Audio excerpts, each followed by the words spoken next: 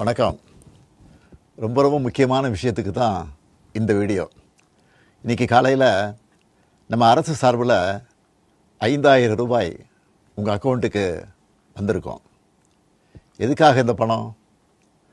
நாங்கள் ஆட்சி பொறுப்பேற்றப்போ கொரோனா உச்சத்தில் இருந்துச்சு. அதை சமாளித்து மக்களின் உயிரை காத்தது மட்டும் இல்லை, அவங்க வாழ்வாதாரத்தை காக்க 4,000 ரூபாய் நிவாரணத் தொகையையும் வழங்கணும். சென்ற ஆட்சி விட்டுட்டு போன கடுமையான நிதி நெருக்கடியை சமாளித்து ஆட்சிக்கு வந்ததுமே பல திட்டங்களை நிறைவேற்றணும். நம்ம ஆட்சிக்கு வர்றதுக்கு முன்னே மாதம் 1,000 ரூபாய் உரிமைத் தொகை வழங்கப்படும்னு அறிவித்தேன். அப்போ இது சாத்தியமே இல்லைன்னு சிலர் சொன்னாங்க. ஆனாலும் நிதி நெருக்கடியை சமாளித்து ஒன்றிய அரசினுடைய ஓரவஞ்சனையை மீறி கடந்த 2023ஆம் ஆண்டு செப்டம்பர் மாதம் முதல் கலைஞர் மகளிர் உரிமை திட்டத்தை வெற்றிகரமாக செயல்படுத்திட்டு வரோம். முதல்ல 1,13,00,000 மகளிருக்கு பயனளித்த இந்த திட்டம் அண்மையில் அது விரிவுபடுத்தப்பட்டு இப்போ 1,31,00,000 குடும்பத் தலைவிகள் பயன்பெற்று வராங்க. இது வெறும் நிதி உதவி இல்லை, சமூகத்தில் பெண்கள் ஆற்றும் பங்களிப்பை அங்கீகரிப்பதற்காக கொடுக்கப்படுகிற உரிமை தொகை. இந்த தொகையை வச்சு அன்றாட வீட்டு செலவுகள், குடும்பத்தில் ஏற்படும் மருத்துவ செலவுகள், குழந்தைகளுக்கான கல்வி செலவுகள் என பல அத்தியாவசிய செலவுகளை மகளிர் தாங்களே நிறைவு செய்ய இந்த திட்டம் வழிவகுத்துச்சு. அதனால தான் ஒவ்வொரு மாதமும் 15ஆம் தேதி என்பது ஒவ்வொரு குடும்பத் தலைவியும் ஆவலோடு எதிர்பார்க்கிற நாளாக அமைஞ்சிருக்கு.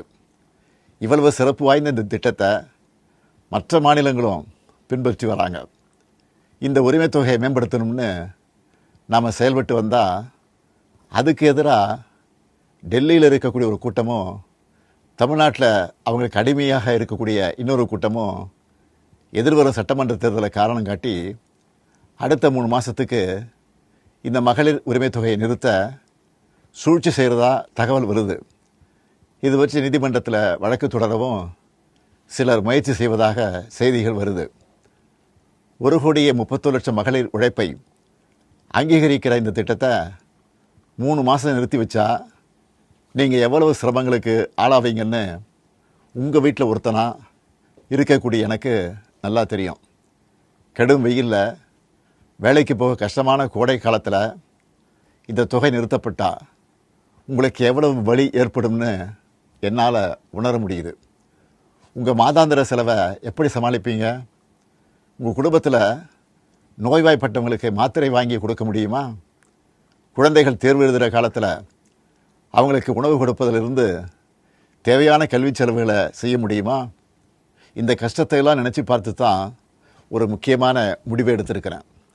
அதன்படி இந்த பிப்ரவரி மாதம் மட்டும் இல்லாமல் அடுத்த 2 மாதம், அதாவது மார்ச் ஏப்ரலுக்கான உரிமைத் தொகை தவணைகளை சேர்த்து 3,000 ரூபாயும், கூடுதலாக கோடைக்கால செலவுகளை கருத்தில் கொண்டு மேலும் 2,000 ரூபாய் சிறப்பு தொகையும் சேர்த்து இந்த பிப்ரவரி மாதம் 5,000 ரூபாயை சிறப்பு மகளிர் உரிமை தொகையாக 1,31,00,000 பெண்களுக்கு வழங்க உத்தரவிட்டிருக்கிறேன். இந்த தருணத்தில் இன்னொரு அன்பான வேண்டுகோள். இந்த 5,000 ரூபாயை அடுத்த 3 மாதத்துக்கு நீங்கள் பயன்படுத்திக்கணும் என்பதால் கொஞ்சம் கவனமாக செலவு பண்ணுங்கள். முடிஞ்ச அளவுக்கு சேமிக்கவும் பாருங்கள்.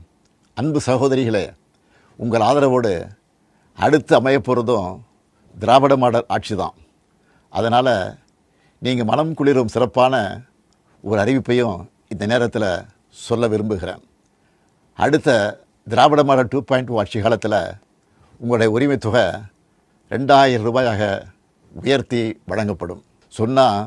சொன்னதை செய்கிற முத்துவேல் கருணாநிதி ஸ்டாலின் கொடுக்கிற வாக்குறுதி இது.